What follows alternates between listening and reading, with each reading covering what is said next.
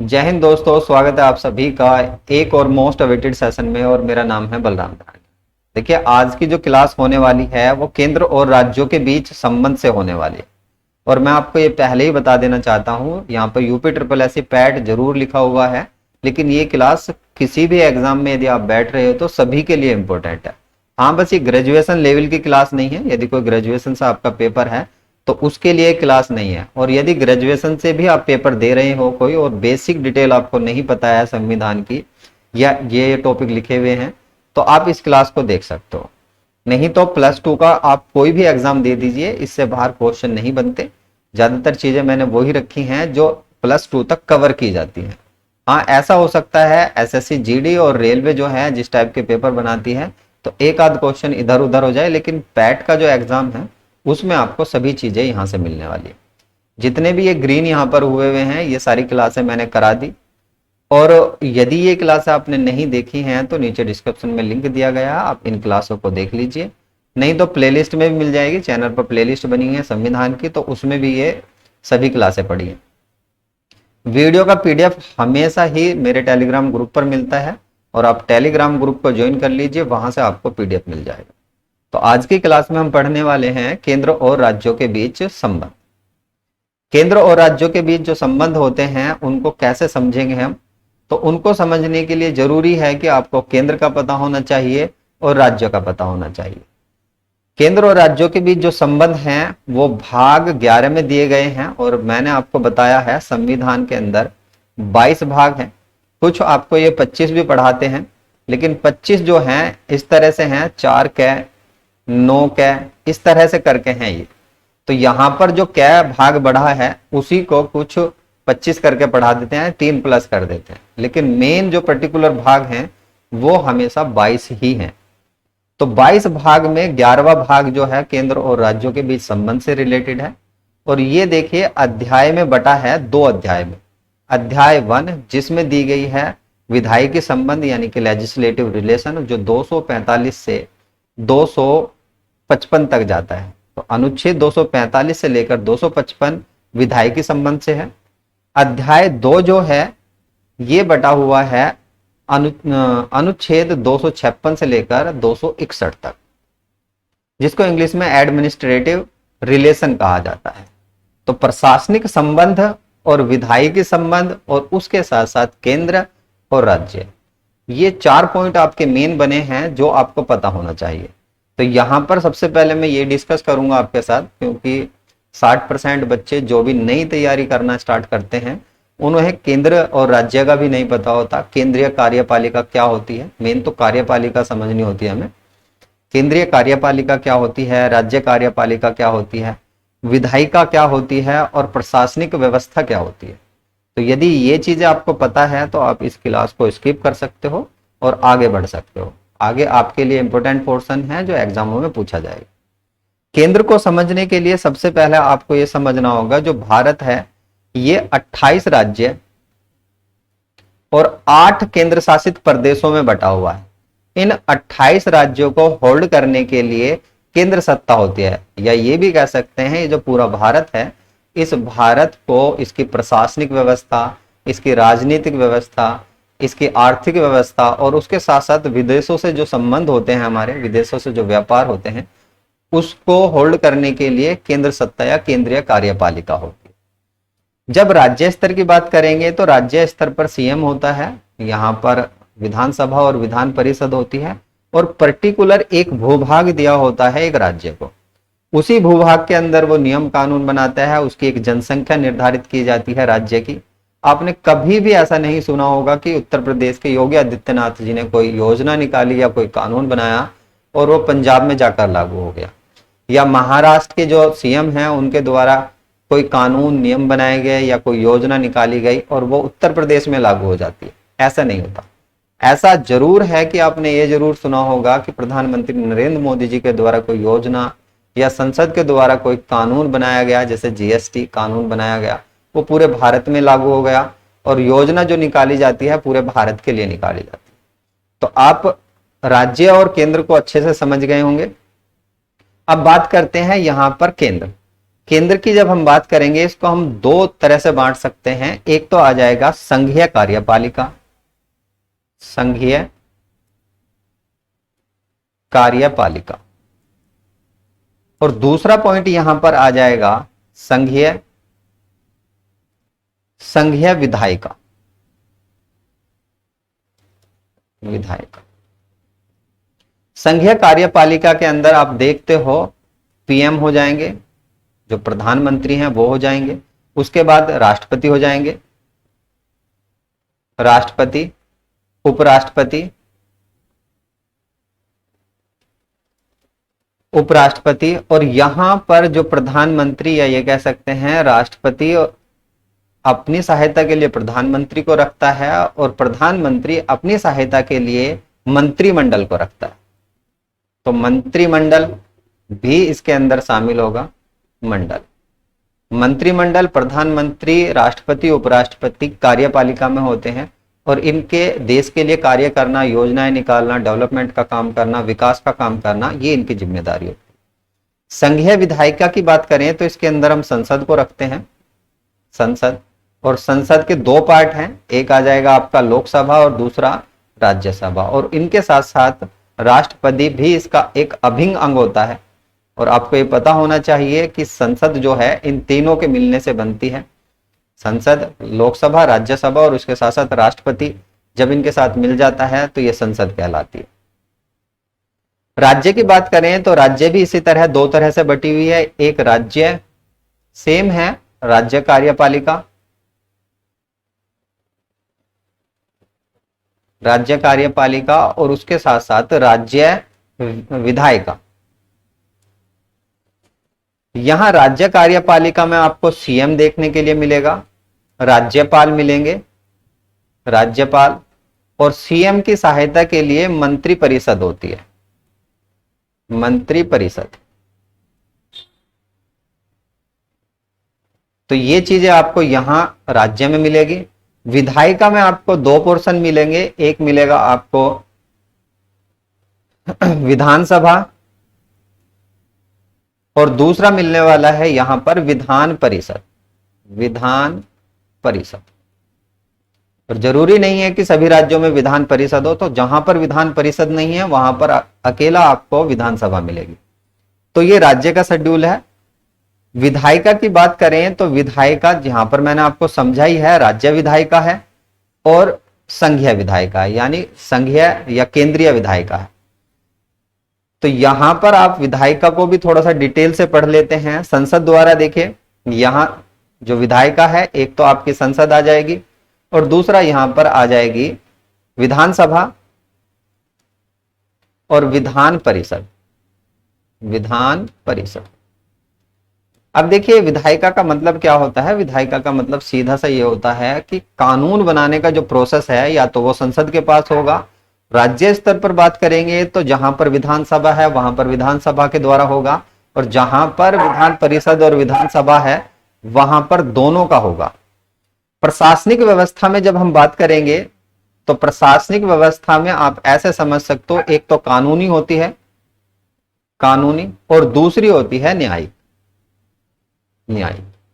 कानूनी में आप देखते हो कानूनी प्रशासन व्यवस्था होती है जिसमें पुलिस होती है, पुलिस, उसके साथ साथ डीएम, एसडीएम, तहसीलदार, बीडीओ,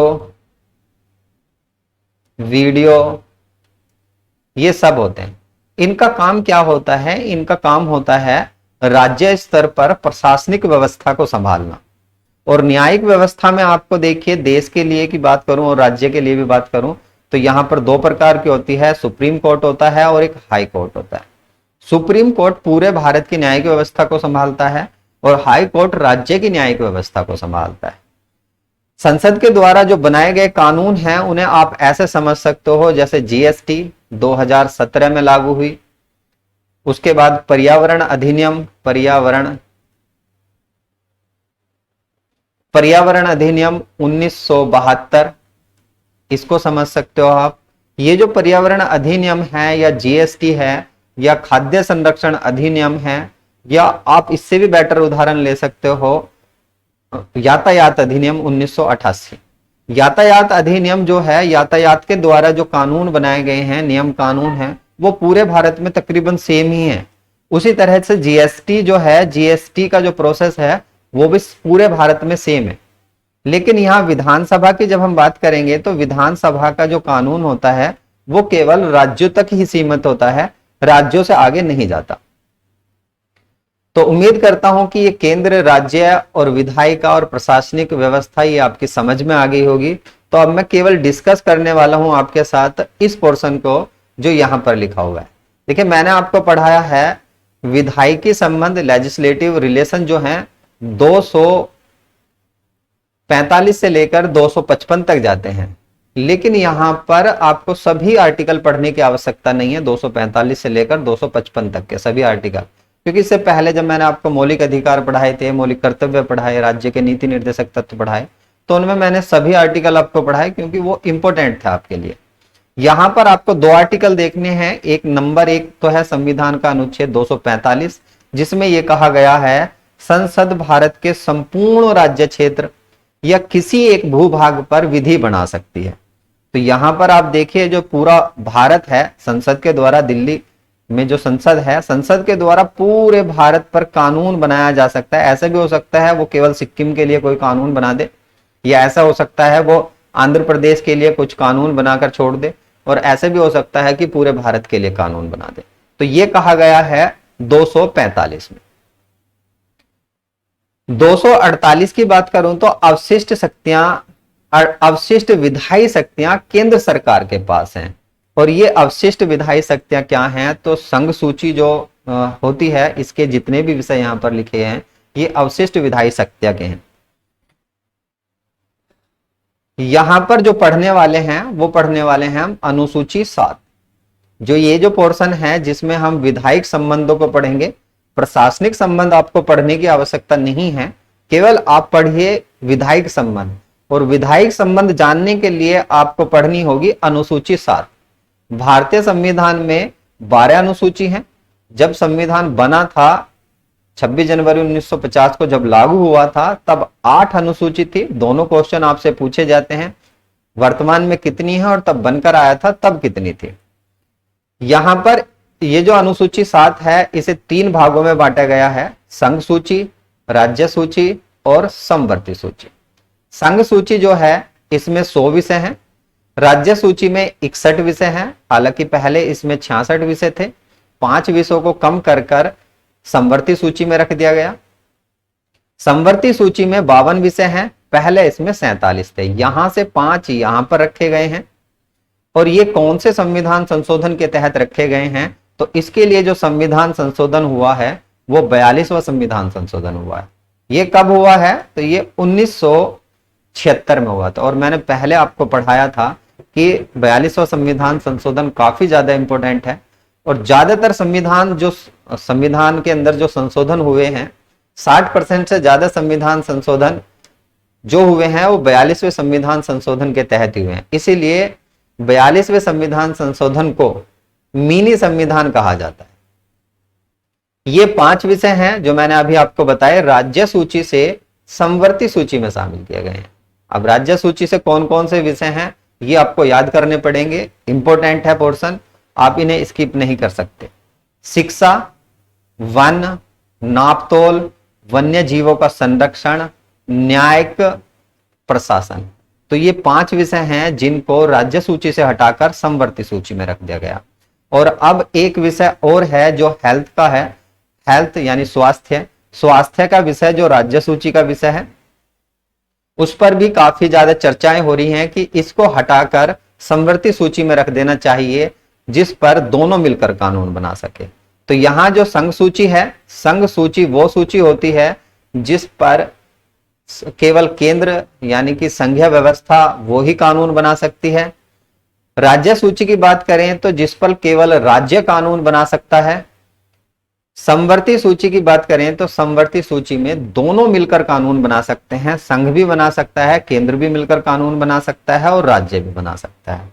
और कहीं कहीं पर तो आपको ऐसा भी देखने के लिए मिलेगा, जो राज्य सूची है, राज्य सूची के विषयों पर भी केंद्र कानून बना सकता है। और वो कुछ व्यवस्थाएं हैं जो यहां पर मैंने मेंशन की है। यहां पर इसको हम जब राज्य सूची के विषय पढ़ेंगे उसके साथ ही पढ़ेंगे। तो यहां पर आप ये समझ गए होंगे कि संघ सूची जो है उस पर केवल केंद्र कानून बना सकता है, केंद्र सत्ता कानून बना सकती है, संसद कानून बना सकता है। राज्य सूची के विषयों पर राज्य विधायिका जो है वो कानून बना सकती है, यानी आपकी विधानसभा और विधान परिषद कानून बना सकती है। समवर्ती सूची पर दोनों मिलकर बना सकते हैं कानून। तो ये कौन कौन से विषय हैं जो एग्जाम में पूछे जाते हैं? मैंने आपको बताए 100 विषय हैं, हालांकि इसमें पहले 99 विषय थे, अब इसके अंदर 100 विषय हो चुके हैं।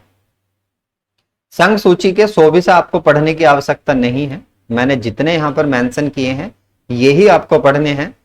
और इसके साथ साथ इनमें भी मैंने इंपॉर्टेंट रखे हैं जो कहीं ना कहीं एग्जाम में बार बार रिपीट होते हैं।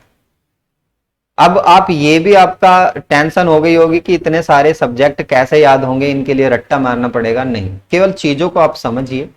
समझेंगे कैसे, मैं आपको समझा देता हूं। देखिए यहां पर है विदेशी मामले। विदेशी मामलों में हमेशा जो सत्ताएं होती हैं, मतलब जो भी नियम कानून बनते हैं वो सब केंद्र सरकार के द्वारा बनते हैं। आपने कभी भी ऐसा नहीं देखा होगा कि योगी आदित्यनाथ जी ये गए अमेरिका गए और अमेरिका जाकर उन्होंने जो वर्तमान में वहां के राष्ट्रपति हैं उनसे कोई भारत के लिए कोई संबंधों के लिए या ट्रेड के लिए या व्यापार के लिए कोई समझौता किया। हमेशा वहां पर आपको एक ही देखने के लिए मिलेंगे, वो प्रधानमंत्री नरेंद्र मोदी जी देखने के लिए, या हमारे विदेश मंत्री मिलेंगे जो केंद्र सत्ता से जुड़े हुए हैं। तो विदेशी मामले जहां पर भी जहां तक भी बात होती है तो विदेशी मामले सभी के सभी केंद्र यानी संघ सूची का विषय है। नागरिकता, नागरिकता पर जो कानून बनाया जाता है वो संसद के द्वारा ही बनाया जाता है, यानी केंद्र के द्वारा बनाया जाता है। राज्य का इसमें इंटरफेयर नहीं होता। राज्य ऐसा नहीं है कि राज्य खुद की अपनी नागरिकता दे दे कि भैया मैं नागरिकता देता हूं आपको, नहीं। जो भारत की सीमा के अंदर पैदा हुआ है और जो ये कहा जाता है 1947 के बाद भारत में रह रहा है वो भारत का नागरिक कहलाएगा।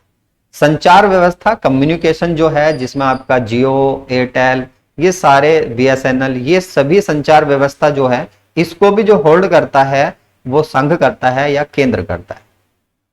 परमाणु, परमाणु ऊर्जा, परमाणु ऊर्जा आपने कभी भी ऐसा नहीं सुना होगा कि भाई जो उत्तर प्रदेश सरकार है योगी आदित्यनाथ ने 2 परमाणु बम बना लिए, ऐसा नहीं। हमेशा जो परमाणु है या परमाणु ऊर्जा है ये अंडर में आती है केंद्र सरकार के। तो आप उम्मीद करता हूं कि यदि आप इसे समझ के पढ़ोगे तो आपके बहुत आसान हो जाएंगे याद करने।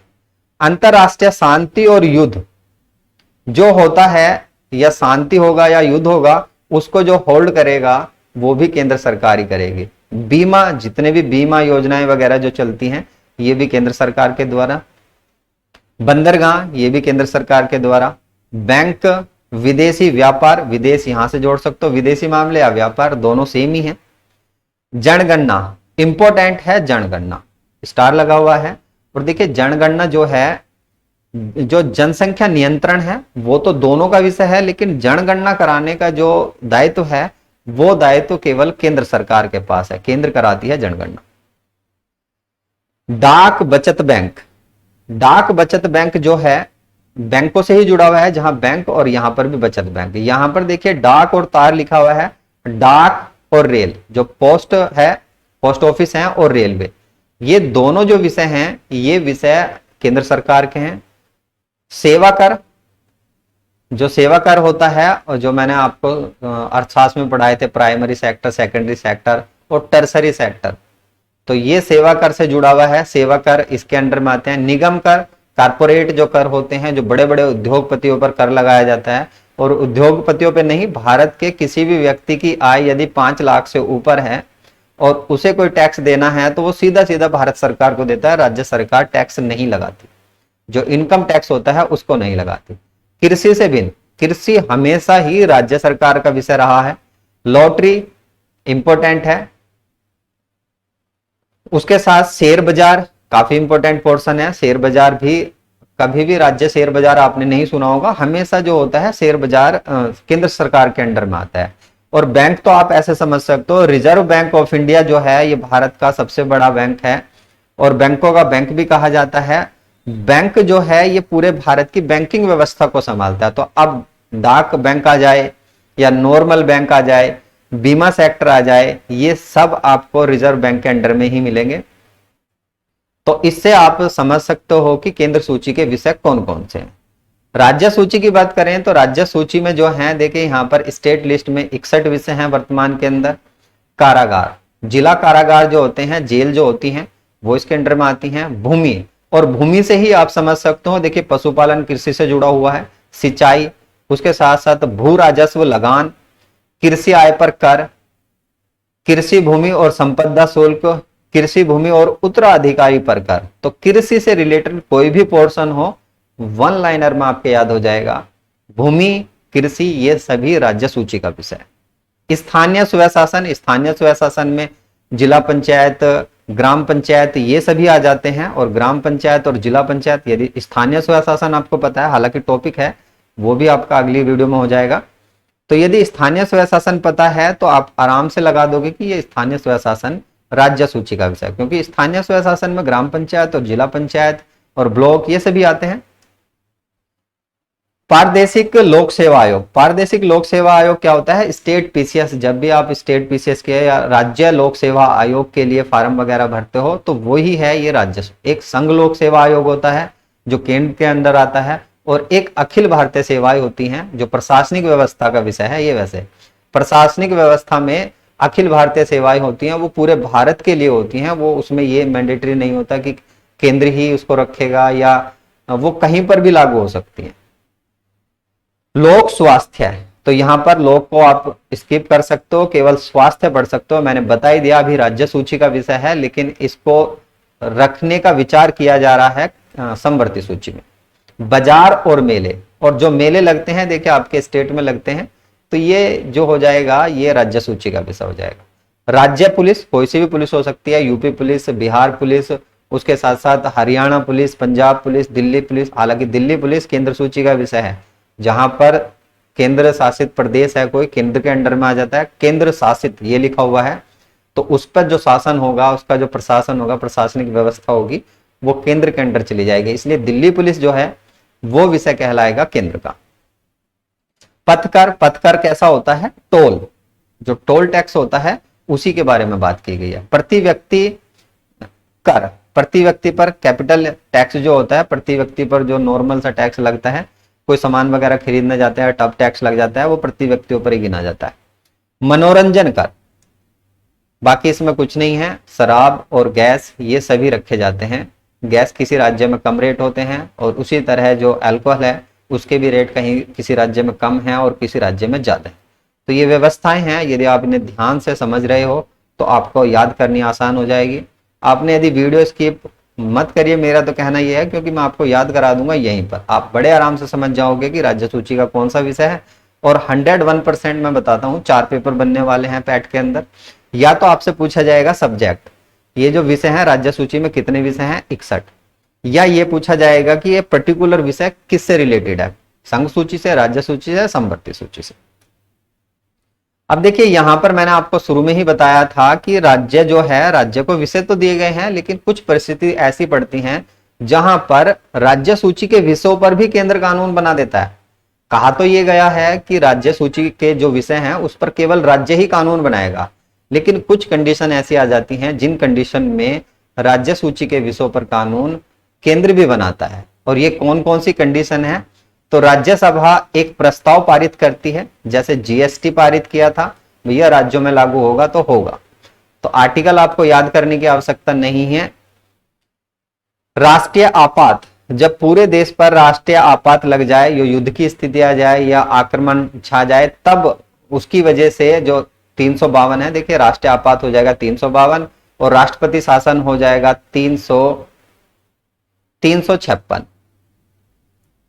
अंतरराष्ट्रीय समझौते लागू करने हो, कोई भी समझौता लागू करना हो, जरूरी नहीं है कि वो राज्य सूची का विषय हो, ऐसा भी हो सकता है उसके लिए समझौता लागू करना हो। जैसे अभी मान लीजिए तेल है, जो तेल है वो अंतरराष्ट्रीय समझौता होता है, अंतरराष्ट्रीय लेवल पर हमें इतना तेल चाहिए, इतना वो, तो जो ज्यादातर उसके जो रेट होते हैं वो केंद्र सरकार निर्धारित करती है, और उसके बाद राज्य अपने अपने स्तर पर, जहां पर ज्यादा ट्रैवल होता है, पहाड़ी क्षेत्र होता है, तो उसके हिसाब से घटते बढ़ते चले जाते हैं।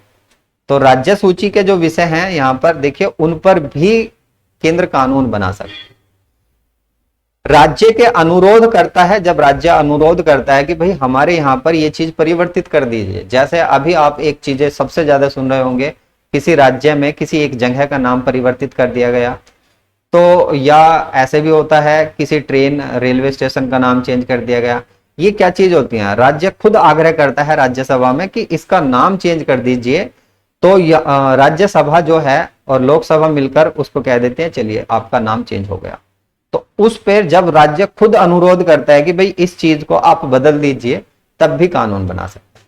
राष्ट्रपति शासन लागू हो जाए, राज्य का संवैधानिक स्ट्रक्चर खराब हो जाए और राज्य के अंदर राष्ट्रपति शासन लग जाए, ये किसके तहत लगता है, 356 के तहत।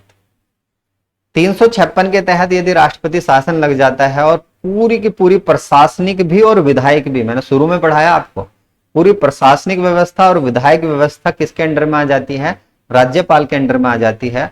और राज्यपाल ही किसका नुमाइंदा होता है, तो राष्ट्रपति का होता है, और राष्ट्रपति के कहे अनुसार ही वहां के प्रशासन को और वहां की विधायकी व्यवस्था को संभालता है राज्यपाल।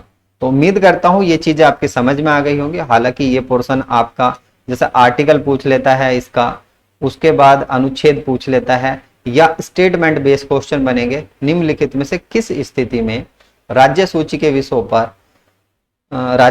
विषयों पर केंद्र कानून बना सकता है। तो ये 5 स्थिति मैंने आपको बताई हैं। इन्हीं 5 से आपका हल्का पेपर है या 12th तक का जो पेपर होता है, इससे बाहर आपका नहीं बनेगा।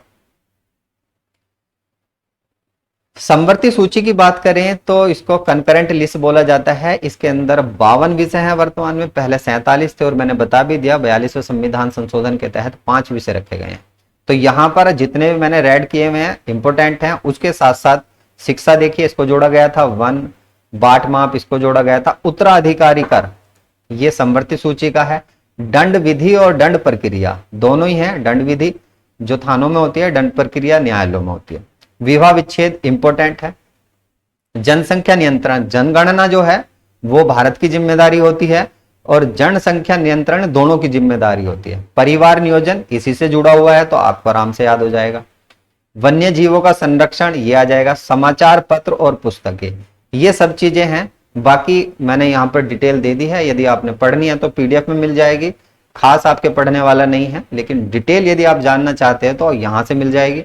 मैंने इसके अंदर प्रशासनिक संबंधों को भी रखा है, विधायकी संबंधों, तनाव क्या क्या तनाव आ जाते हैं, कौन कौन सी स्थिति में मना कर देता है राज्य की मुझे नहीं कानून बनवाने इस पे, तो वो सारी चीजें इसके अंदर मिल जाएगी। मैं इस वीडियो में ये चीजें डिस्कस नहीं करूंगा, जब मैं आपको बेसिक से कराऊंगा तब ये सारी चीजें मैं डिस्कस करने वाला हूँ।